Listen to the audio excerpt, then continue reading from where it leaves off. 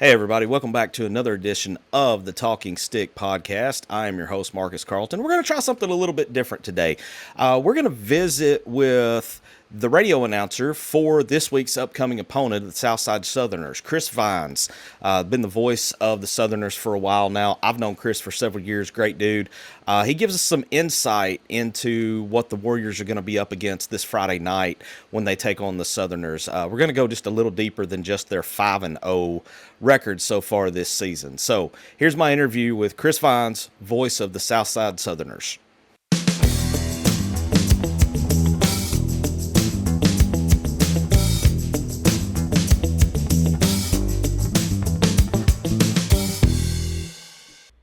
Well, joining me now on the Talking Stick podcast is the voice of the Southside Southerners. This week's opponent for the Westside Warriors going to make the trip over to Independence County. Chris Vines, 99.5 Your FM is the home for the Southerners. Chris, appreciate you coming on, man. Thanks for having me, Marcus. How's it going? Oh, it's going good, man. Going good. We're chugging right along and getting ready to make the football season. Yeah, we're halfway through, man. It's hard to believe that. I mean, seems like we just got it fired up, and honestly, we have yet to have any kind of football weather at all. I mean, it's all still baseball weather. And then you had, Cave City backed out of our conference early Right. on. So instead of normally having our 3 games and a week off, we played 5 straight weeks. So our bye week is right here in the middle of the season where we probably needed it. Yeah. I think when you can always get that towards the middle of the season, that's always good to help you with those little nicks and bumps and bruises and everything that just add up over the first few games. But what would you say has been the Southerners' biggest key to being 5-0 right now? The offensive line. They may be, by the end of the year, the best offensive line we've ever had. We're averaging 80 yards a rush, and that's without our number 2 running back really even touching the ball so far in the first 5 games. Owen McLaughlin's hitting for about 8 yards a carry, and it's all downhill running with him. He just puts his hand on the back of the lineman. Right through the line they go, and so far it's been successful. And we're going to live off the run. No matter what happens, that's going to be our bread and butter. 8 yards a carry, you're going to win a lot of ball games when you can average 8 yards a carry. I mean, that's just all there is to that. We have to avoid silly penalties. That's where if we make a mistake, that's it. We get fired up, and all of a sudden we've ran 20 yards back to 15. So we're a little bit back and forth, but so far we've been able to overcome those and hopefully continue to. So you mentioned this coming off the bye week. What's the overall health? You guys looking pretty good from a health standpoint? About as good as I think you could hope for week 5 into the season. Gentry Hoskins is going to be out all year, and that's a huge loss, but we were without Braden Simpson early in the year, and he's back, and Carson McSpadden and some of the sophomores have really stepped up and played well in their absence. So it was a little easier to take a hit than we thought, and those sophomores are going to be very good.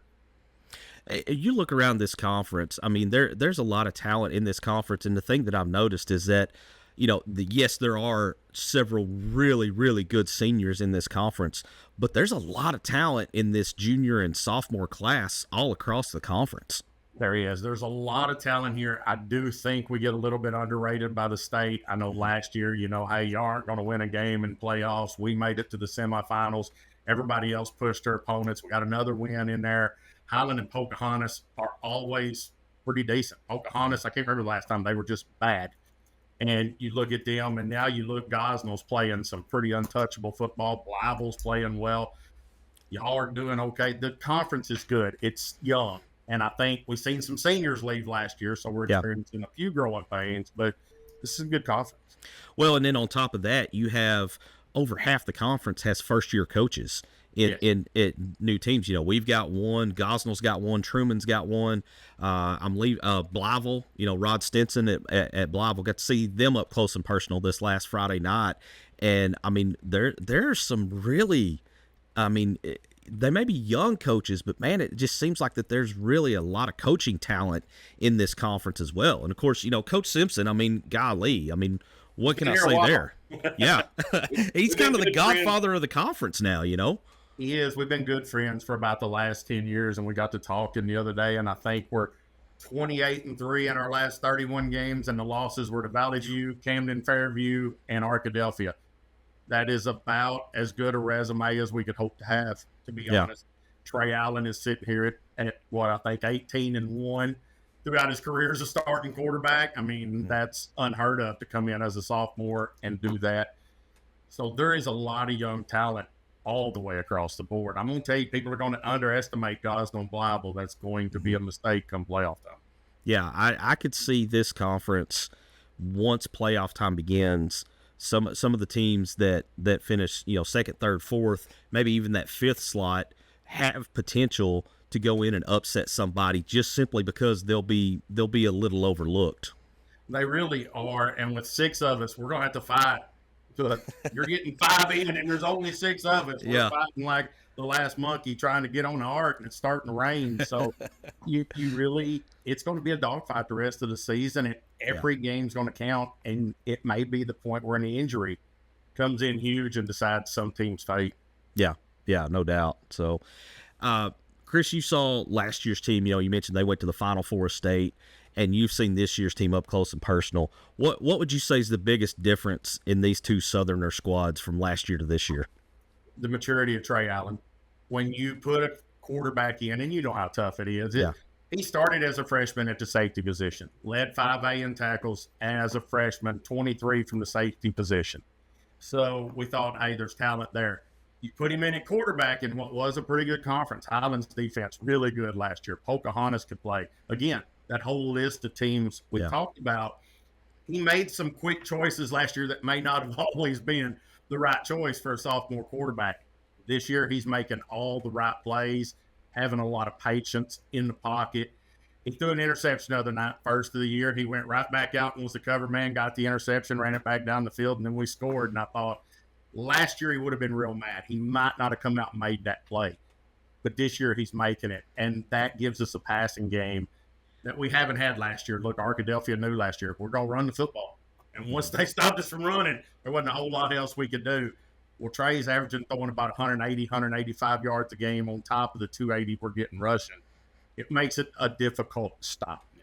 Yeah, it's almost a pick your poison kind of deal. So if you stop one aspect, the other one's going to shine a little bit. So he does, and he can run. I mean, he's 6'3", he's athletic. He can go, and he's still got another year to go. So I'm really excited to see where he goes. Chris, you were talking about how much Trey had matured from last year to this year. What do you attribute that to? Did he do something special in the off season? I mean, what would your take on that be?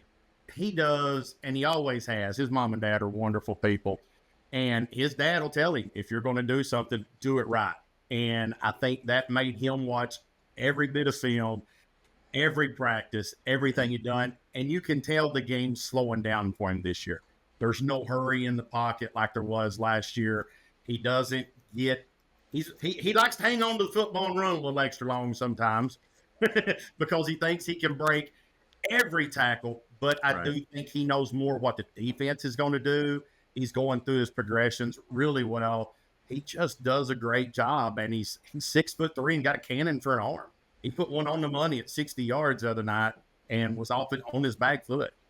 So he can go.